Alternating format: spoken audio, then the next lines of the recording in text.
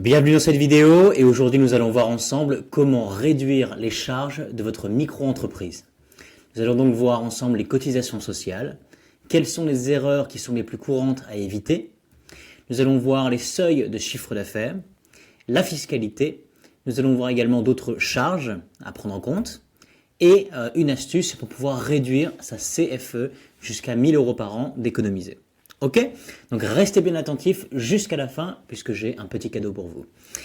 Donc dans un premier temps, les cotisations sociales.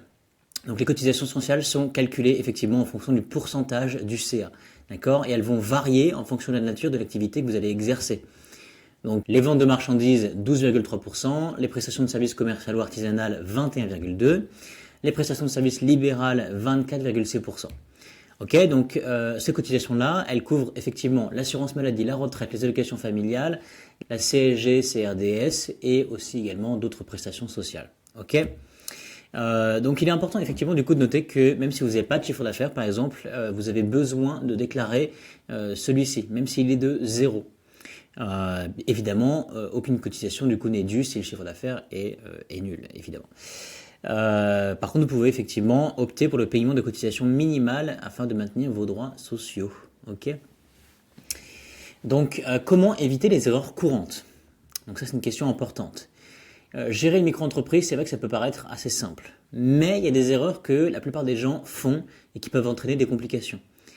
Par exemple, le mauvais choix du régime fiscal ou social. Okay, si celui-ci est inadapté, ça peut augmenter très clairement les charges et les droits que vous avez, donc qui vont être un peu plus limités.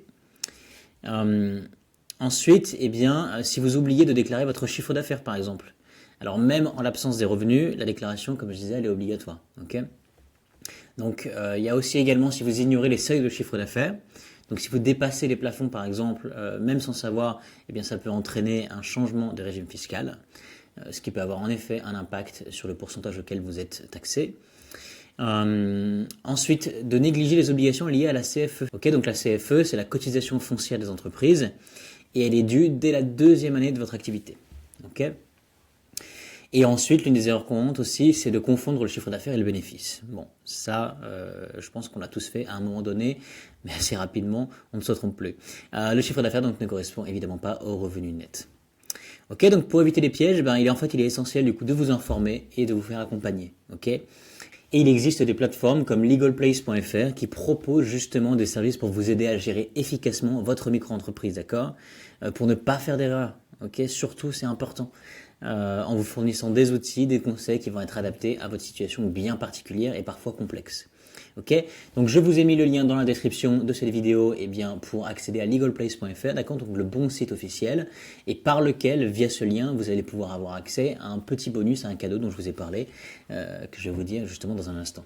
Ok, donc surtout c'est important, ok, ne restez pas têtu justement à vouloir faire des choses par vous-même uniquement. C'est important parfois de se faire accompagner pour être sûr de bien économiser, de faire les bonnes choses et en effet de gagner plus d'argent et du temps. Ok, donc les seuils de chiffre d'affaires.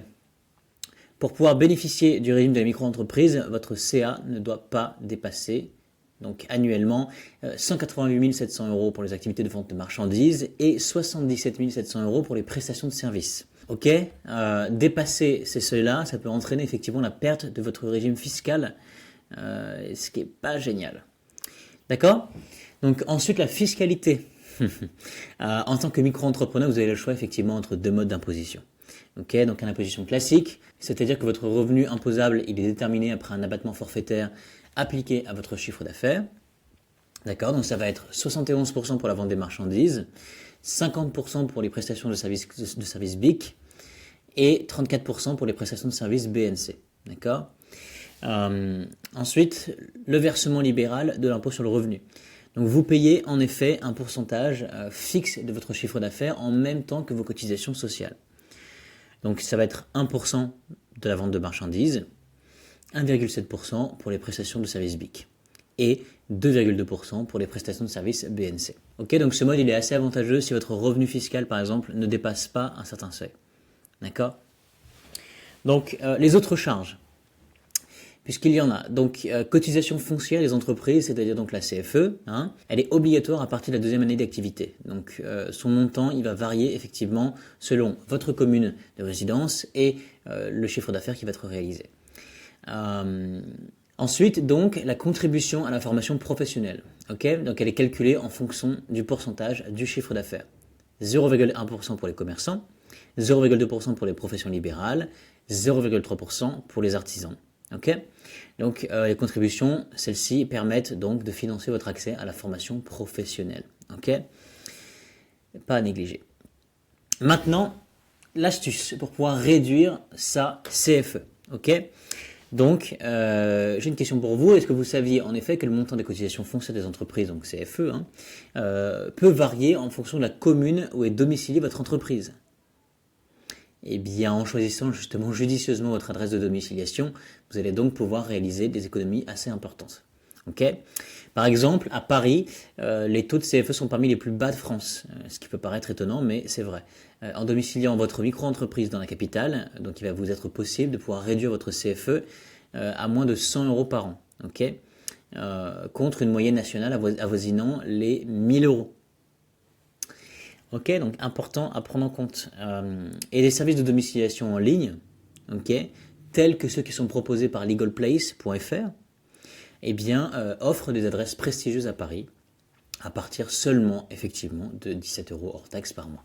Okay, et en plus de bénéficier de ça, d'une adresse professionnelle, donc vous bénéficiez d'une réduction significative sur votre CFE, et ça peut représenter effectivement une économie annuelle assez substantielle, assez importante, en effet. Ok, donc je vous recommande en effet de vous faire domicilier par legalplace.fr, d'accord. Donc comme je vous ai dit, je vous ai mis le lien dans la description de cette vidéo, ok. Et le petit cadeau que j'ai à vous faire, eh bien, c'est que vous allez pouvoir bénéficier de 15% de réduction sur LegalPlace avec leur service, et vous allez donc pouvoir rentrer le code MEL15, MEEL 15, que je vous ai évidemment mis aussi dans la description. Et donc le lien va vous permettre de pouvoir justement accéder à LegalPlace, de ne pas vous prendre la tête, de déléguer, d'avoir des professionnels qui sont là, ils ont un super service client. Il faut leur faire confiance, ça fait partie des meilleures entreprises sur le marché pour toutes ces démarches, et concrètement, de mon expérience, ils ont toujours été bien au-delà de la hauteur de ce que je pensais, et voilà, donc ça m'a fait économiser du temps, de l'argent, donc c'est vraiment quelque chose que je vous recommande, ok, y compris donc comme je dis pour la domiciliation, c'est vraiment très pratique, et vous allez pouvoir économiser de l'argent et du temps. Donc, je vous recommande donc d'utiliser le lien comme je vous ai dit. Vous allez donc bénéficier de 15% de réduction avec leur service, et vous mettez donc le code MEL15. Ok, et une fois que c'est fait, eh bien, il ne me reste donc plus qu'à vous souhaiter un très bon succès pour la gestion de votre entreprise, et en espérant que vous puissiez faire des économies. Ok, c'était Anthony, et à bientôt.